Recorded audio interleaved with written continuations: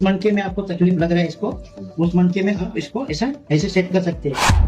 और C2 मैंने आपको कल बताया, C1 को हम एटलस बोलते हैं और C2 को भी एक्सिस बोलते हैं। श्वास छोड़िए, जैसे श्वास छोड़ा आपको इसको थोड़ा बेरे करके इसको उठा देना है। देखिए 12 तक यहाँ जो आ जाता है उसमें स्पाइन पुश से 3 रहता है, 1 2 3। देखिए मैंने ऐसा किया, बेरे किया, हल्के से मैंने टच कर दिया 1 और इसको लेकर के हल्के से इस तरह आप यहाँ पे आप हल्के से हाथ रखना है। अब मुंह बंद कीजिए, श्वास लीजिए, छोड़िए और इसको हल्के से फेंक देना है इस तरफ। एक ये